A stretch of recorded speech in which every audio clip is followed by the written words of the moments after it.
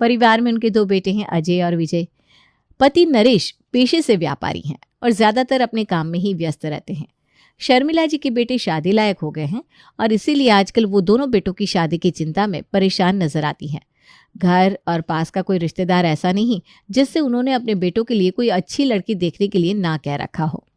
एक दिन शर्मिला की बहन मनोरमा का फ़ोन उसके पास आता है। अरे जीजी, सही बताए तो आजकल अरेंज मैरिज के लिए लड़के या लड़की ढूंढना भूसे के ढेर में से सुई ढूंढने के बराबर हो गया है। पता नहीं क्या ज़माना आ गया। चाहे लड़का हो या लड़की, गांव का हो या शहर का, सबको अपनी पसंद से शादी करनी है। अब जब हर कोई पहले ही अपने लिए दूल्हा दुल्हन पसंद किए बैठा है तो ये अरेंज मैरिज के लिए लड़के लड़कियां मिले कैसे? बिल्कुल ठीक कहा बहन तुमने। अरे मैं तो खुद इसी बात से परेशान हूँ। आजकल जिधर भी रिश्ता चलाओ ना, थोड़े दिन बाद पता चलता है उसका तो कहीं और ही टाँका फीटा। भाई हमें तो ऐसी लड़कियों से बड़ा डर लगता है। कोई ऐसी वैसी लड़की दुल्हन बनकर घर आ गई तो पता नहीं मेरे बेटे की ज़िंदगी का क्या होगा। अरे जीजी, क्यों चिंता करती हो? मुश्किल है, असंभव नहीं। अब देखो, मैंने जो लड़की ढूंढी है 100% गारंटी है। लड़की सुंदर, सुशील, गुणी है। घर परिवार भी बहुत अच्छा है। माता पिता खानदानी है। बाकी तुम अजय को लेकर कल ही रामपुर चली आओ। आजकल अच्छे रिश्ते मिल नहीं रहे। कहीं ये भी हाथ से निकल गया ना, फिर हमसे ना कहना। बहन मनोरमा की बात सुनकर अब तो शांति की रात की नींद भी उड़ गई थी। किसी तरह वो रात बिताती है और अगले दिन सुबह ही घर में सबको फरमान जारी कर देती है कि किसी के पास समय हो या ना हो, आग लगे या तूफान आए, लेकिन उसे तो पहली फुर्सत में ही बहू देखने के लिए जाना है। अरे भाग्यवान, तुम तो ऐसे आफत मचा रही हो जैसे वो दुनिया की आखिरी लड़की है और उससे तुम्हारे लड़के का रिश्ता पक्का नहीं हुआ तो कमारा रह जाएगा तुम्हारा सपूत। आप ऐसा ही समझ लीजिए, लेकिन अब मैं आपकी कोई बहानेबाजी नहीं सुनूंगी। अरे 25 का था अजय तब से लड़कियों के लिए रिश्ते देखने मैंने शुरू किए थे और आज 30 का होने आया, लेकिन एक ढंग का रिश्ता नहीं मिला। और उसके ना आधे जिम्मेदार तो आप हैं, क्योंकि जब भी कोई ढंग का रिश्ता मिलता था तो आप बात को टालते रहते थे और जब तक हम लड़की वालों के यहाँ पहुँचते थे उसका रिश्ता कहीं और हो जाता था। सारी जिंदगी व्यापार ही चलाते रहेंगे आप। बच्चों की जिंदगी का ख्याल है या नहीं? पत्नी के तेवर बड़े आक्रामक नजर आ रहे थे, इसलिए नरेश जी भी चुप हो जाते हैं और अगले ही दिन शर्मिला का परिवार रंगोली के घर उसे देखने के लिए पहुंच जाता है। वाह बेटा, कितना खूबसूरत नाम है तुम्हारा, रंगोली। सही बताए तो हमने तो आज तक ये नाम कभी सुना भी नहीं था। जिसका नाम रंगोली है वो हमारे घर आ जाएगी तो हमारा घर तो खुशियों से भर देगी। बिल्कुल ठीक कहा बहन जी आपने। हमारी रंगोली है ही ऐसी, जहाँ रहती है ना जान डाल देती है। बस हमें तो एक अच्छी लड़की की तलाश है। सही बताए तो मनोरमा बहन ने बताया कि जिस तरह से आप अपने लिए बहू ढूंढने के लिए एड़ियाँ घिस रही हैं ना, हम भी एक अच्छा दामाद ढूंढने के लिए सालों से एड़ियाँ घिस रहे हैं। आजकल का ज़माना इतना शातिर हो गया है ना कि किसी पर भरोसा करने का दिल ही नहीं करता। रंगोली की माँ की बात सुनकर तो शर्मिला को ऐसा लगा जैसे किसी ने उसके दिल की बात कह दी हो। रंगोली बेटा, तुम अंदर जाकर चाय नाश्ते की तैयारी देखो, हम बड़े बैठकर बातें करते हैं। कुछ देर बाद रंगोली की माँ अंदर रसोई में जाती है। बेटा बहुत अच्छा रिश्ता है, लड़का भी बहुत अच्छा है, उसका परिवार भी हीरा है, हीरा। देखो ये रिश्ता हाथ से जाने ना पाए। ठीक है माँ, मेरी तरफ से तो आपको कोई दिक्कत नहीं होगी, बाकी भगवान की जैसी मर्जी। कुछ देर बाद शर्मिला एक बार फिर रंगोली को बुलाती है। अच्छा बेटा, वैसे तो हमें ये रिश्ता बहुत ही पसंद आया। हम पूछ रहे थे कि तुम्हारा खान पान कैसा है, मतलब खाना वगैरह बना लेती हो? कांदा लहसुन ये सब डाल के मसाले वाला। नहीं माँ जी, कांदा लहसुन मैं नहीं खाती हूँ। मैं तो हर सोमवार का उपवास करती हूँ, सुबह शाम मंदिर में दिया जलाती हूँ। लहसुन की तो मुझे बदबू से भी नफरत है। बिल्कुल ठीक कह रही है मेरी बेटी बहन जी। अरे इसके सामने कोई कांदा लहसुन खा लेना तो इसे ही उल्टी आ जाती है। ये तो तुरंत नहाने के लिए बाथरूम में चली जाती है। ऐसे संस्कार है मेरी बेटी के। अरे भगवान, ये क्या कर दिया तूने। हमारे परिवार में तो सब कांदा लहसुन के भक्त हैं और लड़की मिली भी तो ऐसी जिसे कांदा लहसुन से उल्टी होती है। अब अगर इसे मैंने बता दिया कि हमारे घर में तो सुबह शाम कांदा लहसुन की गंगा बहती है तो रिश्ता होने से रहा। अरे जीभ के स्वाद की ही तो बात है, थोड़ा सा एडजस्ट कर लेंगे, पर यह अच्छा रिश्ता हाथ से जाने नहीं दूंगी। अरे बेटा, ये तो बहुत अच्छी बात है। हमारे परिवार में भी ना कांदा लहसुन कोई नहीं खाता। हम भी शुद्ध सात्विक खाना खाते हैं। अरे हमारी सासू माँ भी कभी नहीं खाती, हमारे घर में भी कभी आते नहीं लहसुन प्याज। चलिए बहन जी, ये तो वही बात हो गई कि पूरे 36 के 36 गुण मिल गए। अब इससे अच्छी बात क्या हो सकती है। अगर आप लोगों को कोई एतराज़ ना हो तो हम अजय बेटे के हाथ पर कुछ शगुन रख कर रिश्ता रोकना चाहेंगे। अरे हाँ हाँ बहन जी, बिल्कुल हमारी भी यही इच्छा है। अब जब हम सब परिवार आपके यहाँ आए हैं तो रंगोली का रोका करके ही लौटते हैं और फिर जल्दी ही तारीख भी निकलवा लेंगे शादी की। दोनों परिवारों ने रोकी का कार्यक्रम झटपट निपटा लिया और इसके बाद शर्मिला वापस अपने घर लौट गई। घर आकर, बेटा एक बात पूछूं, वहाँ रंगोली को देखकर पहले तो तेरा चेहरा बड़ा खिल रहा था, लेकिन जब से रोका हुआ है तब से तेरे चेहरे की लालटेन क्यों बुझी हुई है? भाई क्या बात है, शादी करने की इच्छा नहीं है क्या वहाँ पर? मम्मी वो बात नहीं है, शादी तो करनी है और रंगोली मुझे पसंद भी है, लेकिन आपने ये क्या रायता फैलाया वहाँ पर? क्यों बोला कि हम शुद्ध सात्विक खाना खाते हैं? सुबह होती है कांदा पोहे से, दोपहर हो शाम हो कांदा लहसुन के बिना तो हमारा खाना होता ही नहीं है। तो ये क्या बोल दिया आपने? तो तू क्या चाह रहा है बेटा? तेरे कांदा लहसुन खाने के शौक के लिए मैं इतना अच्छा रिश्ता हाथ से जाने देती? अरे उम्र बीत रही है तेरी, और तेरे बाद फिर इस विजय की शादी भी तो करनी है। बस एक बार शादी हो जाए तो फिर झटपट इसके लिए भी लड़की देखना शुरू कर दे। एक तो इतनी मुश्किल से एक ढंग का रिश्ता टकराया है, अब उसे भी इस छोटी सी बात के लिए मैं हाथ से जाने देती क्या? मम्मी ये छोटी सी बात लग रही है क्या आपको? और इस तरह से झूठ बोलकर शादी कौन करता है? अब जब शादी करके भाभी हमारे घर आएंगी तब क्या उन्हें पता नहीं चलेगा कि उनके ससुराल में सब कांदा लहसुन खाते हैं? तुम्हारे लिए कांदा लहसुन खाना बीवी लाने से ज़्यादा ज़रूरी है क्या? एक तो वैसे ही मोहल्ले की औरतों ने जीना मुश्किल करके रखा है मेरा। जब भी मिल जाती है तभी बेटे की शादी कब हो रही है, बेटे की शादी कब हो रही है पूछ के मेरा दिमाग खाली कर दिया। और बेटा ऐसा है कि सामने अच्छी लड़की मिल रही है तो कांदा लहसुन देख रहा है। तो भाग्यवान, बात तो अजय विजय ठीक ही कह रहे हैं ना। अब तुम झूठ बोलकर ऐसी लड़की को इस घर में ले आओगी तो कैसे गुजर करेगी वो कांदा लहसुन वाले इस ससुराल में?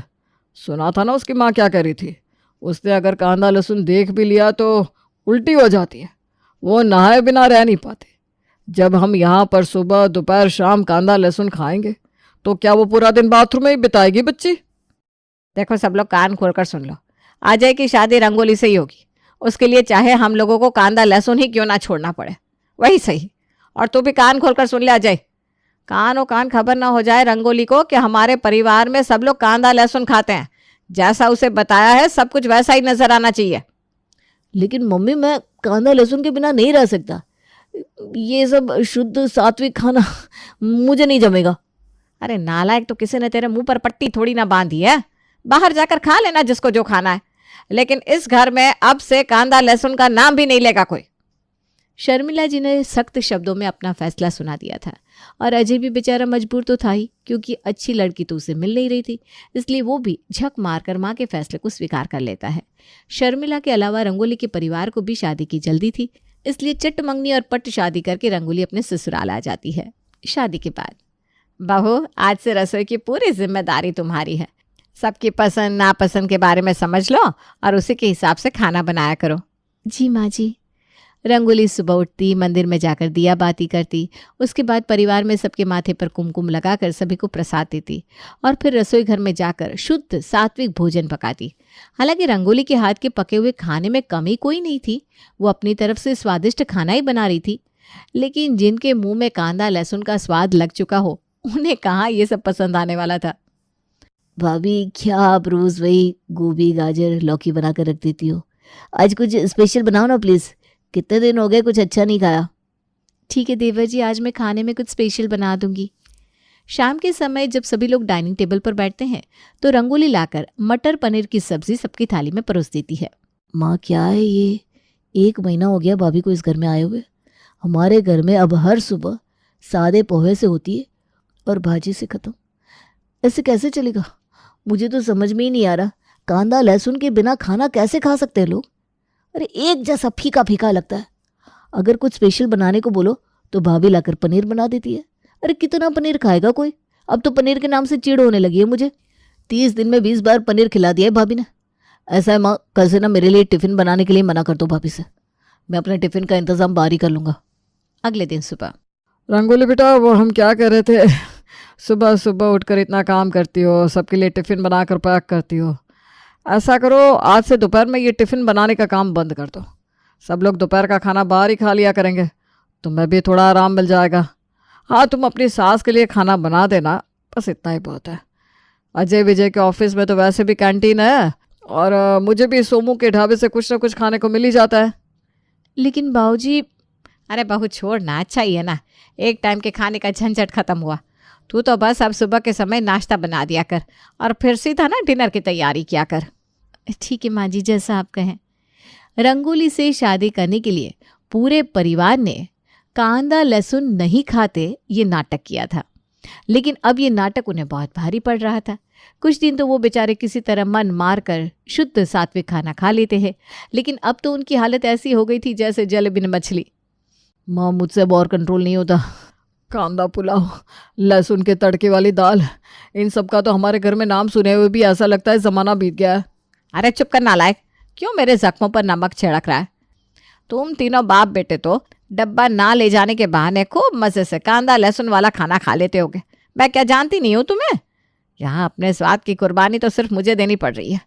रोज़ बहू के साथ घर में ऐसा शुद्ध सात्विक फीका बेकार सा खाना खाकर काम चलाना पड़ रहा है। ऐसे मत कहो माँ, मेरी बीवी इतने प्यार से, इतनी मेहनत से इतना स्वादिष्ट खाना बनाती है और आप उसे बेकार खाना कह रही हो।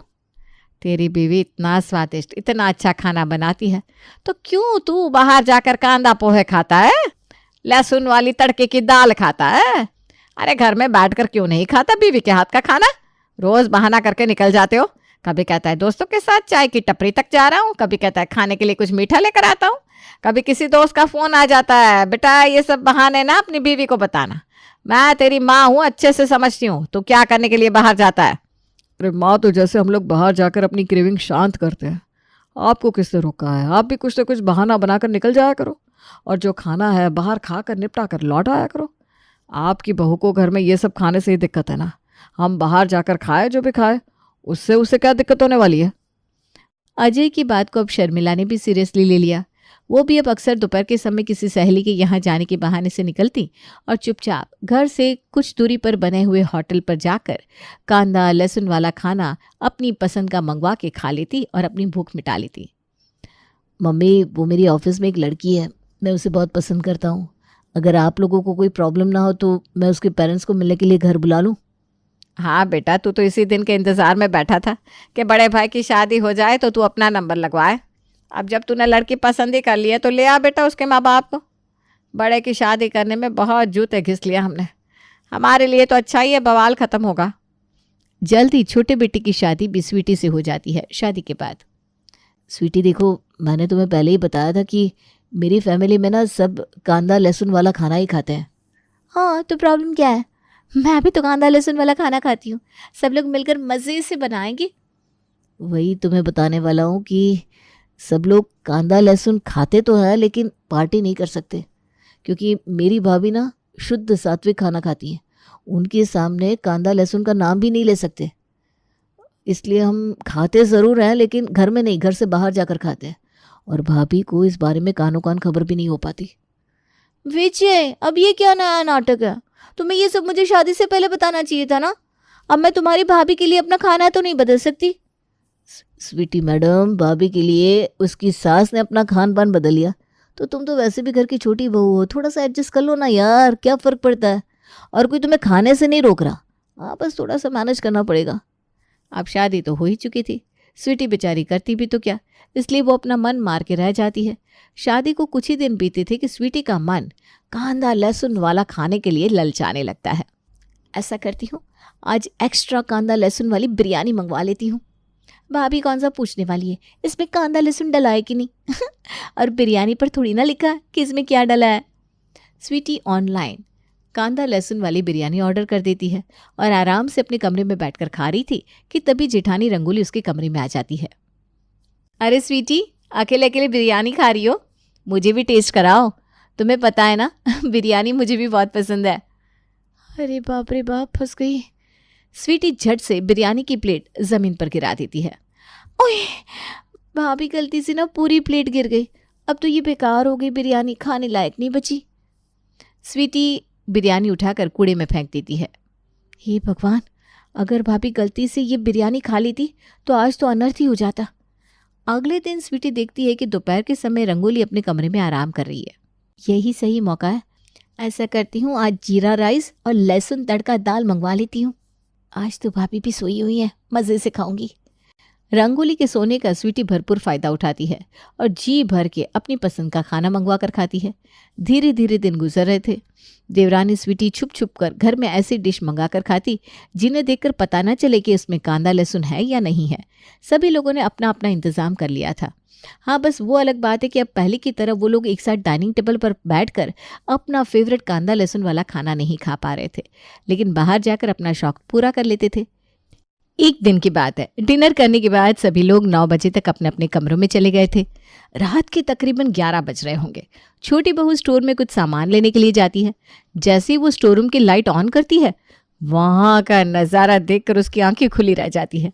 सामने जिठानी रंगोली स्टोर रूम में छुपकर जो खाना खा रही थी, उसकी खुशबू तो कुछ लहसुन वाली लग रही थी। भाभी, आप ये लहसुन वाला खाना खा रही है? हे राम, ये कैसे हो सकता है? अरे स्वीटी, तुम शोर क्यों मचा रही हो? देखो, मुझे पता है इस घर में कांदा लहसुन कोई नहीं खाता, लेकिन मैं क्या करूं, मुझसे ना कंट्रोल ही नहीं हो रहा था। इतने दिन हो गए मेरी शादी को, मुझसे रहा नहीं गया, तो मैंने यहाँ स्टोर रूम में खाने का सोचा, और देखो मेरी फूटी किस्मत, उसमें भी मैं पकड़ी गई। स्वीटी ने इतने ज़ोर से शोर मचा दिया कि उसकी आवाज़ सुनकर सास, ससुर और घर के बाकी लोग भी स्टोर रूम में आ गए। अरे बहू, ये सब हम क्या देख रहे हैं? हो माँ जी, मेरी माँ ने बोला था कि रिश्ता हाथ से जाना नहीं चाहिए।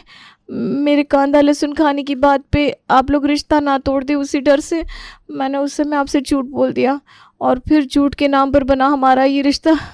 इस झूठ के सहारे चलता रहा। ऐसा नहीं है कि मैंने कोशिश नहीं की खुद को बदलने की, लेकिन जब मुझसे रहा नहीं जाता ना, तो मैं ऐसे ही स्टोर रूम में छिपकर कभी कभी, हाँ सिर्फ कभी कभी, कांदा लहसुन वाला खाना खा लेती हूँ। बाकी माँ जी, पूजा पाठ, श्रद्धा भक्ति, वो सब एकदम असली था।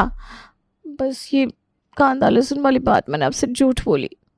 अरे बेटा सॉरी, झूठ तो हमें भी तुझसे नहीं बोलना चाहिए था। दरअसल हम सब बिना कांदा लहसुन खाते हैं।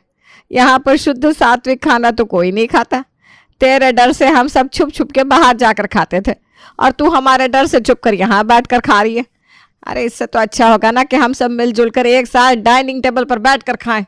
बस उस दिन का दिन था कि कांदा लहसुन न खाने वाली बहू का कांदा लहसुन वाला ससुराल अब कांदा लहसुन खाने वाली बहू के कांदा लहसुन वाले ससुराल में बदल गया। नहीं समझे? अरे छोड़ो ना।